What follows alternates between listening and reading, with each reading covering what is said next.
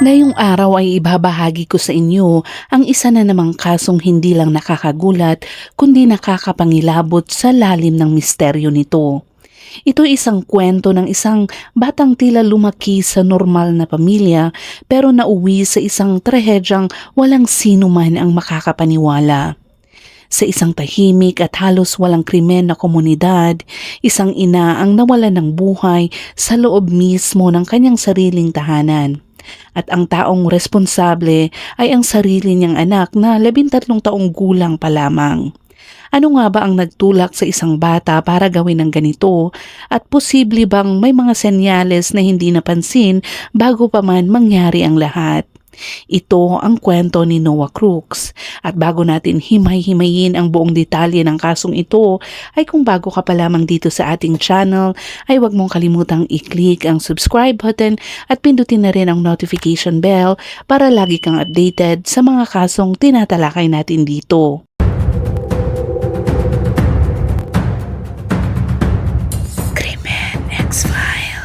Noong gabi ng ika-24 ng Marso taong 2012, may tumawag sa 911 mula sa isang tahimik na bahagi ng rural Iowa. Sa kabilang linya ay isang 13 taong gulang na batang lalaki. Sinabi niya sa dispatcher na kakabaril lang niya sa kanyang ina at sinubukan pa niya itong gahasain. Ilang sandali bago ang tawag, nagpadala siya ng mensahe sa kanyang ama kung saan sinabi niyang siya si Noah na aksidente daw niyang napatay ang kanyang ina at nagsisisi siya at pinauuwi niya ito agad. Ang akala ng kanyang ama ay isa lamang itong masamang biro, kaya ang naging sagot nito ay tila hindi rin seryoso. Sinabi niya sa kanyang anak na itapon na lamang sa kakahuyan ang bangkay ng kanyang ina at aasikasuhin na lang nila ito mamaya. Mas maaga noong araw na iyon, umuwi si Noah na may mababang grado sa paaralan. Kinuha ng kanyang ina na si Gretchen ang kanyang video game controller. Isang parusa na mukhang maliit lang pero para sa isang batang sobrang nahuhumaling sa gaming, matindi ang tama nito sa kanya. Marahil iyon ang dahilan o marahil may mas malalim pa, pero pagsapit ng gabing iyon may nagbago na. At bago lumubog ang araw, patay na ang kanyang ina na si Gretchen at wala nang natira sa bahay na iyon. Ang bahay na iyon ay hindi na kailanman magiging pareho pa.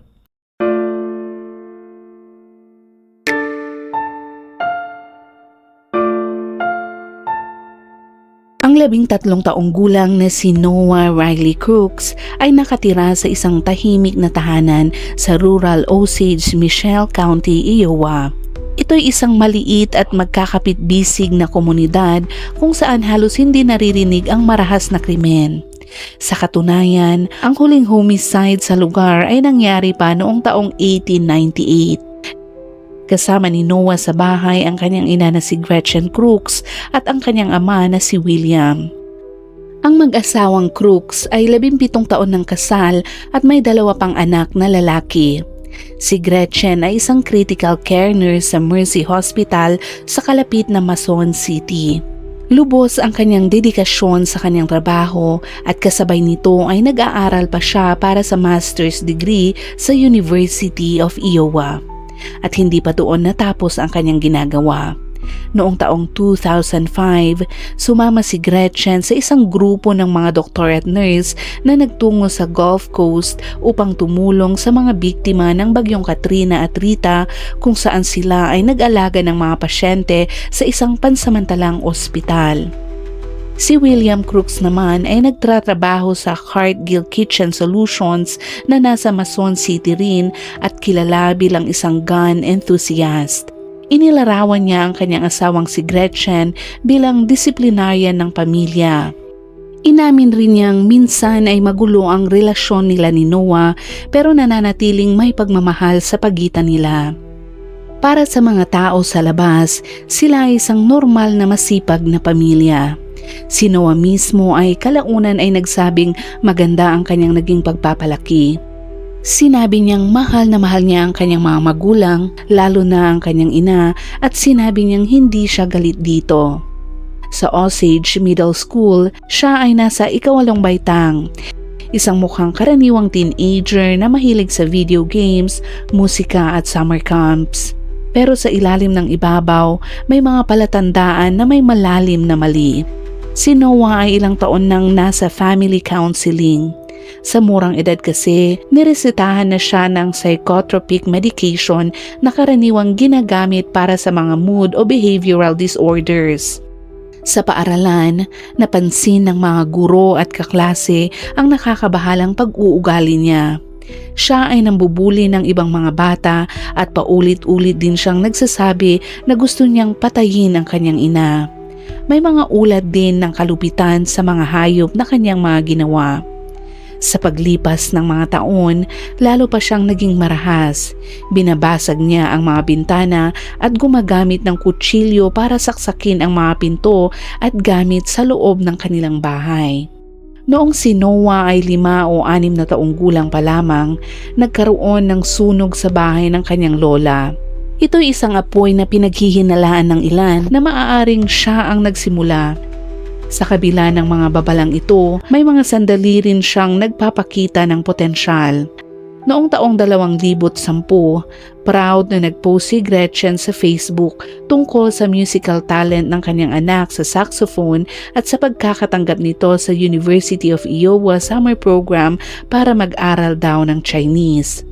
Sa parehong taon din, para sa kanyang ika-11 kaarawan, binigyan ni Gretchen si Noah ng isang .22 caliber Ruger rifle at ito isang regalo na kalaunan ay magiging bahagi ng trahedyang magtatapos sa kanyang buhay. Noong gabi ng ika-24 ng Marso taong 2012, ang 13 taong gulang na si Noah Crooks ay mag-isang nasa bahay kasama ang kanyang ina na si Gretchen Crooks na 37 taong gulang. Noong gabing iyon, abala lang si Gretchen sa kanyang karaniwang gawain. Siya ay nagluluto ng hapunan at nag-aaral para sa kanyang master's degree sa University of Iowa. Ang kanyang asawang si William Crooks naman ay nasa isang paalam na salo-salo para sa kanyang boss. At dahil maagang umuwi si Noah mula sa paaralan na may mababang grado, kinuha ni Gretchen ang kanyang video game controller, lalo na ang ginagamit niya sa Call of Duty. Isang marahas na larong labanan na kamakailan lang niyang naging sobrang tutok bilang parusa sa kanyang mababang marka sa paaralan. Pagsapit ng gabing iyon, sa itaas ng kanilang bahay, may kung anong bumalot sa isip ni Noah. Kinuha niya ang .22 caliber Ruger rifle. Ito ay ang parehong baril na ibinigay sa kanya ng kanyang ina 2 taon na ang nakakalipas para sa kanyang ika-11 kaarawan. Bumaba siya, dala ang baril at nakita niya ang kanyang ina sa kusina at ito ay nakatalikod habang nagluluto ng hapunan. Tumigil siya at sinabi niya kalaunan na hindi niya kayang barilin ang kanyang ina sa ganoong posisyon dahil hindi raw marangal ang barilin ito sa likod. Umakyat muli si Noah sa kanilang ikalawang palapag at makalipas ang ilang sandali matapos tawagin ni Gretchen na handa na ang kanyang pagkain, bumaba siyang muli. Ngayon ay may malinaw na layunin. Natagpuan niya ang kanyang ina na nakaupo sa sofa sa sala at ito ay abala sa kanyang pag-aaral. Walang salitang sinabi si Noah. Itinaas niya ang rifle at pinaputukan si Gretchen ng 22 beses at agad itong namatay. Bandang alas 7:35 ng gabi, kinuha ni Noah ang kanyang cellphone at nagpadala ng mensahe sa kanyang ama. Sinabi niya na siya raw si Noah, na aksidente niyang napatay ang kanyang ina at labis siyang nagsisisi at pinauuwi ang kanyang ama agad. Ang akala ng kanyang ama ay isa lamang itong masamang biro, kaya ang naging sagot nito ay tila hindi rin seryoso. Sinabi niya sa kanyang anak na itapon na lamang sa kakahuyan ang bangkay ng kanyang ina at aasikasuhin na lang nila ito mamaya. Matapos nito, tumawag si Noah sa 911. Sinagot ng dispatcher na si Barbara Michael ang linya. Dito ay ikinuwento ni Noah na napatay niya ang kanyang ina gamit ang .22 at sinabi rin niyang maaaring nakapagpaputok siya ng humigit kumulang 20 bala. Dagdag pa niya ay sinubukan daw niyang gawin ang isang sexual na pag-atake sa kanyang ina, ngunit hindi niya ito naituloy. Sa loob ng sumunod na 10 minuto, tuloy-tuloy ang kanyang pagsasalita. Hindi tungkol sa mismong pagkamatay ng kanyang ina, kundi ito'y tungkol sa sarili niyang wasak na hinaharap. Sinabi niya na pakiramdam niya ay hindi na siya magkakaroon ng normal na buhay. Iniisip niyang hindi na siya makakapag-asawa at mahihirapan ng makakuha ng disenteng trabaho dahil lalabas ito sa kanyang record. Sa isip-isip niya ay baka McDonald's na lamang ang kanyang kayang pasukan. Ikinuwento rin niya na ang mga pangarap niya noon ay ang makapasok sa Michigan State University, mag-aral ng engineering at balang araw ay makapagpatayo ng sariling kumpanya ng sasakyan. Pero para sa kanya, lahat ng iyon ay tuluyang naglaho. Pakiramdam niya ay parang nabaliw daw siya, ngunit sinasabi niyang alam niya sa sarili niyang hindi siya baliw. Napaisip din siya kung may ADD ba siya. Sinabi niyang kailangan niyang umalis at alam niyang makukulong siya. Paulit-ulit niyang tinatanong kung paano niya nagawa iyon sa kanyang sariling ina at sinasabi niyang tuluyan ng gumuho ang kanyang buhay. Naaalala rin niya ang mga homemade donuts na ginawa ng kanyang ina para sa kanya noong gabing iyon at hindi niya matanggap na nagawa niyang patayin ito matapos ang kabutihang iyon. Binanggit din niya na ang Call of Duty at kung paano kinuha ng kanyang ina ang kanyang game controller dahil sa mababang naging marka niya sa paaralan. Sinabi din niya na gusto niyang sana sa panaginip lang ang lahat para paggising niya ay mayakap at mahalikan pa niya ang kanyang ina. Ramdam niya na parang may kung anong bigla na lamang pumasok sa kanya at doon nagsimula daw ang lahat. Habang papalapit ang mga pulis at paramedic sa bahay ng mga crooks, nagtanong siya kung babarilin ba siya ng mga ito. Ipinaliwanag din niya na wala ng bala ang baril at inilagay niya ito sa lugar na madaling makita ng mga otoridad. Nanatili din siya sa linya hanggang dumating ang mga otoridad. Nang marating ng isang deputy ang lugar, mahinahong itinuro ni Noah kung saan nakahiga ang kanyang ina sa sofa sa sala at kung saan ang baril. Sa kasamaang palad, patay na si Gretchen Crooks at maraming beses siyang nabaril ni Noah. Nakasuot siya ng pajama top na nakabukas ang mga butones at walang saplot mula baywang pababa. Si Noah Crooks ay inaresto ng walang anumang pagtutol. Ayon sa opisyal na nagposa sa kanya at nag-escort papunta sa patrol car, hindi siya umiyak at wala rin siyang ipinakitang matinding emosyon. Nang tanungin siya kung ano sa tingin niya ang mangyayari sa kanya, sinabi niya na baka maparusahan lang siya sa pagpatay ng kanyang ina. Ayon sa isang county attorney, kahit hindi maaring kasuhan si Noah bilang isang adulto, naghain sila ng mosyon para ituring siyang youthful offender.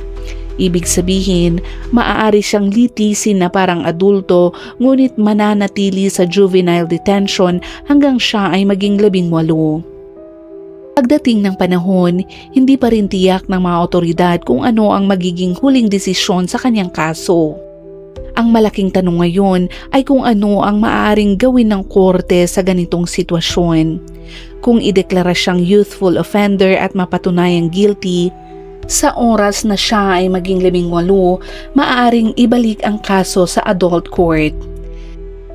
Dahil sa bigat ng mga paratang, nagsampa ang estado ng kaso laban sa kanya para sa first-degree murder at kasong may kaugnayan sa tangkang sexual na pang-aabuso. Ngunit dahil sa seryosong kalikasan ng insidente, agad na isinailalim ito ng mga prosecutor sa youthful offender provisions ng Iowa para sa mga kabataang nahaharap sa mabibigat na marahas na kaso. Pinayagan ng ganitong mga probisyon na ang kaso ay madala sa adult court, ngunit may kasamang ilang antas ng juvenile supervision. Sa ilalim ng batas ng Iowa, ang tinatawag na youthful offender designation ay isang hybrid na proseso. Maaaring litisin ang isang kabataan sa adult court, pero kung mapatutunayang guilty, hindi agad ibinibigay ang hatol. Sa halip, ipinagpapaliban ito at nananatili pa rin ang tao sa ilalim ng juvenile court supervision hanggang sa edad na 18. Layunin ng sistemang ito na balansihin ang kaligtasan ng publiko at ang pagkilala sa pag-unlad ng isip ng kabataan at ang posibilidad ng rehabilitasyon. Sa kaso naman ni Noah, ibig sabihin nito ay kahit siya ay kinasuhan bilang youthful offender, mananatili pa rin siya sa juvenile supervision sa loob ng ilang taon bago pag-isipan ang adult sentencing. Hindi nagtagal matapos maisampa ang delinquency petition, nagsampa rin ang estado ng motion para sa waiver of jurisdiction na ang ibig sabihin, hinihiling nilang ilipat ang kaso mula juvenile court papuntang adult criminal court. Ayon sa batas ng Iowa, kailangang isaalang-alang ng korte ang mga partikular na pamantayan bago payagan ang ganitong paglilipat, lalo na kung ang akusado ay wala pang 14 na taong gulang. Tutol ang mga abogado ni Noah sa mosyon at iginiit nila na mas angkop ang juvenile court dahil sa kanyang edad at estado ng pag-unlad ng pag-iisip. May magkakaibang pananaw tungkol dito at hanggang ngayon ay hindi pa rin malinaw kung ano talaga ang kapangyarihan ng district court sa ganitong sitwasyon.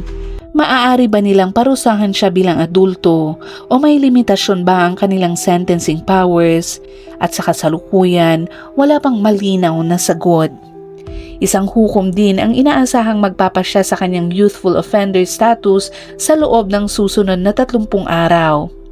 At habang hinihintay ito, ang 13 taong gulang ay nananatili sa Waterloo Juvenile Detention Center habang ang mga residente ng Osage ay naiwan sa maraming tanong at pagkabigla. Ayon sa kanila, pakiramdam nila ay parang hindi pa rin yun totoo dahil sa isang maliit na bayan na tulad nila, hindi inaasahan ang ganong pangyayari. Sa kabila nito, pinayagan ng juvenile court ang waiver. Dahil dito, inilipat si Noah sa North Iowa Juvenile Detention Center sa Waterloo kung saan siya nanatili habang hinihintay ang paglilitis. Habang naman nagpapatuloy ang proseso ng batas, isinailalim si Noah sa psychological evaluation. Noong taong 2012, sinuri siya ni Dr. Michael Taylor at sinabi nito sa halos matibay na medikal na paniniwala na hindi raw dumaranas si Noah ng anumang psychiatric illness. Ayon pa sa kanya, wala itong psychosis at wala ring diagnosable mental disorder. Sa halip, sinabi ng doktor na si Noah ay sobrang nakasentro sa kanyang sarili, walang empathy at walang kakayahang makaramdam ng guilt o pagsisisi. Sa kanyang salita, maliban na lang kung magkakaroon ng brain transplant, wala raw paggamot na makakapag-ayos sa malalim ng nakaugat na personalidad ni Noah at ito raw ay magpapatuloy. Matapos naman ang desisyon ng juvenile court na ilipat ang jurisdiksyon, formal na nailipat ang kaso ni Noah Crooks sa district court. Dito, nagsampa ang estado ng tinatawag na trial information. Ito ay isang formal na dokumento na katumbas ng indictment. Dito ay opisyal na kinasuhan siya ng first-degree murder at assault na may intensyon ng sexual abuse.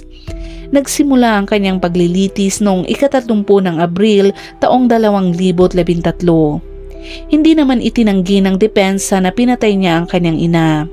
Sa halip, 2 argumento ang kanilang inilatag. Una ay insanity at pangalawa ay diminished responsibility. Giniit din nila na si Noah ay may intermittent explosive disorder, isang kondisyon sa mental health na nagdudulot ng biglaang pagsabog ng matinding galit na hindi kayang makontrol. Sa kanyang opening statement, inilarawan ng abogado ng depensa ang kondisyon bilang parang tumor ng galit na nagiging sanhi upang mawalan daw si Noah ng legal na katinuan sa oras ng krimen. Sinabi rin ng depensa sa hurado na may isang child psychiatrist na magpapatotoo na ang kondisyon ni Noah ay nagtanggal sa kanyang kakayahang kontrolin ang kanyang mga kilos. Iminungkahi nila na ang pinakahuling dahilan ng kanyang pagputok ay noong kinuha ng kanyang ina ang video game controller mga 3 oras bago ang insidente na umano'y nag-trigger ng kanyang pagsabog. At bagamat lumabas ang detalye tungkol dito sa paglilitis at sa kanyang 911 na tawag, mahalagang linawin na walang partikular na video game tulad ng Call of Duty na binanggit sa mga formal na desisyon ng Korte Suprema ng Iowa City. Hindi kailanman naging bahagi ng opisyal na batayan ng korte ang video game sa kahit anong yugto ng kaso. Sa paglilitis naman, tumistigo ang mga kaklase ni Noah. Ayon sa ilan, may kasaysayan siya ng marahas na pag-uugali sa kanilang paaralan at may mga pagkakataong nananaksak siya ng ibang bata gamit ang lapis, nagbabanta ng kamatayan at nagsasabing gusto niyang patayin ang kanyang ina. Tumistigo rin ang kanyang ama na si William Crooks na nagsabing narinig na niya si Noah na binabanggit ang pagnanais na patayin ng kanyang ina pero hindi niya ito sineryoso noon.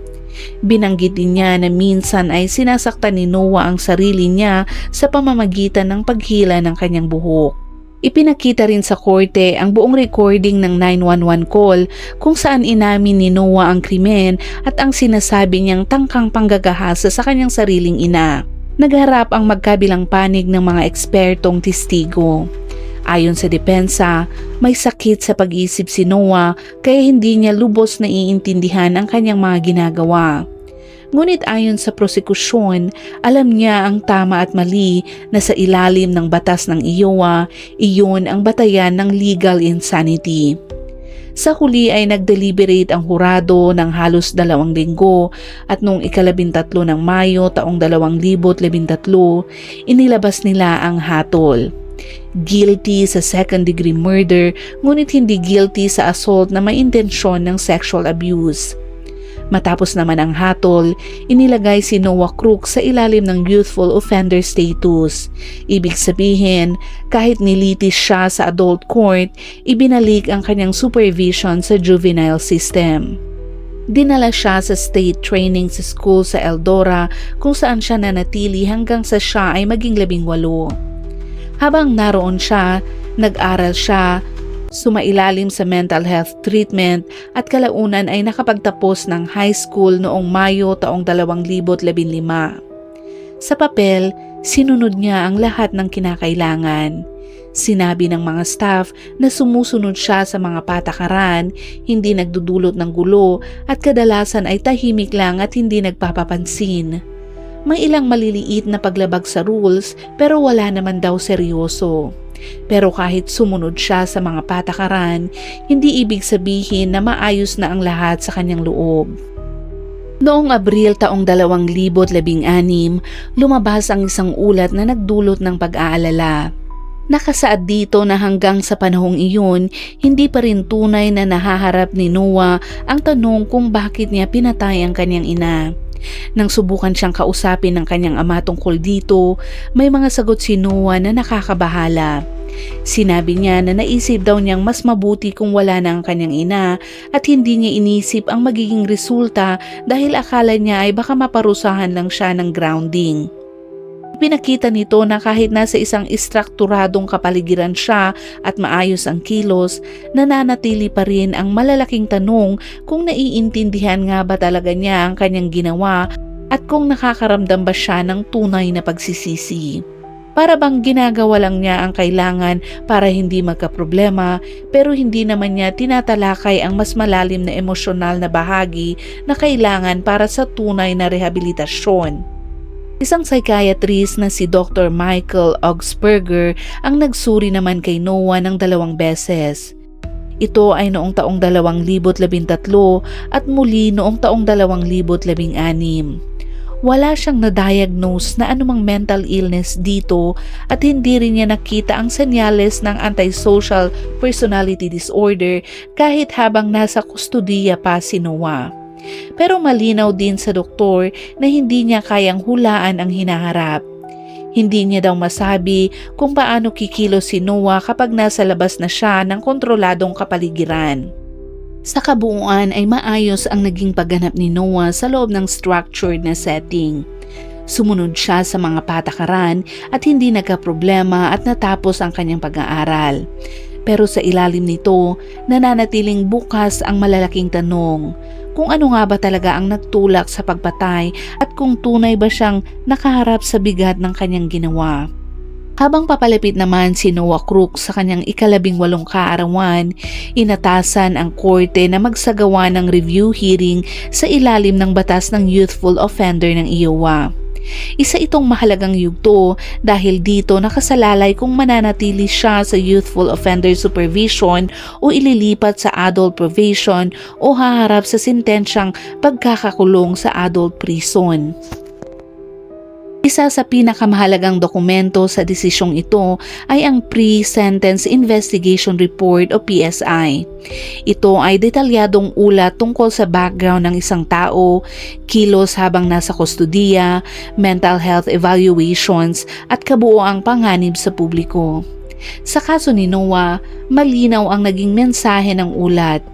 Inirerekomenda ang pagkakakulong bilang proteksyon ng lipunan. Binanggit din dito ang kanyang nakakabahalang mga asal at ang kapansin-pansing kakulangan ng pagsisisi. Ipinunto rin na kahit lumipas ang 5 taon, hindi pa rin niya maipaliwanag ng maayos kung bakit niya pinatay ang kanyang ina o makapagpakita man lang ng tunay na pag-unawa sa nangyari. Dahil dito, inirekomenda ng ulat ang sentensyang 45 taon na may bawas na 5 taon na nauna na niyang pinagsilbihan sa Eldora. Malaki ang naging bigat ng rekomendasyong ito sa korte. Sa kabila ng maayos niyang pag-uugali sa juvenile custody, malinaw sa ulat na ang pagsunod sa rules ay hindi sapat. Ang mas mahalaga ay ang pag-iisip at pananagutan niya sa kanyang ginawa. Iyon ang layunin ng PSI, hindi lang tingnan ang kilos sa ilalim ng supervision, kundi kung handa na bang palayain ang isang tao o masyadong mataas pa rin ang panganib. Sa kaso naman ni Noah, malinaw ang konklusyon, hindi pa siya handa ayon sa sistema. Noong ika-6 ng Mayo, nagsagawa ang District Court ng hearing para pagdesisyonan ang kapalaran ni Noah Crooks ngayong siya ay mag-iika-18 na. Isang mahalagang turning point ito matapos ang 5 taon niya sa juvenile custody. Kailangang magpasya ang korte kung mananatili siya sa Youthful Offender Supervision, palalayain sa probation o ipapadala sa adult prison. Sa hearing naman, magkaibang panig ang nagtalo. Ang estado ay humiling ng 50 taong indeterminate sentence na ibig sabihin ay walang tiyak na minimum na panahon ng kanyang parusa. Maaari siyang maparol anumang oras pero wala ring garantisadong paglaya. Maaaring buwan, taon o buong 5 taon depende sa desisyon ng parole board. Sa kabilang panig naman, ang abogado ni Noah ay humiling ng mas magaan na hatol. Pagpapatuloy ng youthful offender status, agarang pagpapalaya o probation na may limitasyon na 5 taon kabilang na ang credit sa oras na kanyang nagugol sa kustudiya. Sa puntong ito, nagsalita rin si Noah sa korte mismo. Nagbasa si Noah ng isang pahayag kung saan sinabi niya na humihingi siya ng tawad at ipinahayag ang kanyang pagsisisi sa kanyang mga ginawa. Pero sa korte, may mga kapamilya rin ang nagbigay ng salaysay at ibang-iba ang naging larawan na lumabas.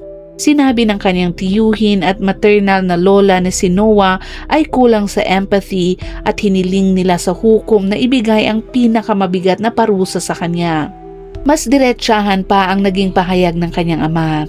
Sinabi nito sa korte na hindi kailanman nagpakita si Noah ng tunay na pagsisisi at iginiit na pinatay niya ang kanyang ina dahil gusto niya itong mawala sa buhay niya para makapaglaro ulit siya ng video games. Sa huli, nagbigay ng detalyadong paliwanag ang hukom bago nila ibigay ang pinal na hatol. Sinabi ng korte na hindi daw angkop ang probation at binanggit ang tinawag nitong nakakagulat na kakulangan ni Noah ng emosyonal na reaksyon pati na rin ang malinaw na kawalan ng tamang pagsisisi at empathy. Sa huli ay sumang-ayon ang hukom sa rekomendasyon ng estado. Sinabi nila na hindi pa masasabi ng korte na ligtas nang palayain si Noah. Kailangan pa ng mas maraming panahon, ayon sa hukom, para maging sigurado sa ganitong desisyon. Sa puntong yun, si Noah Crooks ay formal nang nasentensyahan ng hanggang 50 taon sa kulungan para sa second-degree murder. Kasama sa hatol ang agarang eligibility para sa parole at wala siyang mandatory minimum na kailangang pagsilbihan. Kung kailan siya makakalaya ay nakasalalay na lamang sa parole board at kung naniniwala sila na tunay na siyang nagbago at na-rehabilitate. Inutusan din ng korte si Noah na magbayad ng $150,000 bilang victim restitution. Ang mas kapansin-pansin sa desisyon ng korte ay hindi lamang ang bigat ng krimen kundi ang katotohanang kahit lumipas ang 5 taon, hindi pa rin maipaliwanag ni Noah ng maayos kung bakit niya nga ba pinatay ang kanyang ina. Sa kabila ng maayos niyang pag-uugali sa juvenile facility, sumusunod sa mga patakaran at umiiwas sa gulo, hindi pa rin siya nakapagbibigay ng malinaw o kapanipaniwalang dahilan sa kanyang mga ginawa. Ang kanyang mga sagot ay malabo, tila walang emosyon at minsan ay nakakabiglang mababaw lamang. Dito umikot ang pangunahing issue ng kaso. Paano mo susukatin ang rehabilitasyon ng isang tao kung hindi niya kayang harapin ang kanyang ginawa? Kung hindi kayang harapin ang katotohanan ng krimen, maaari pa bang masabing tunay siyang nagbago?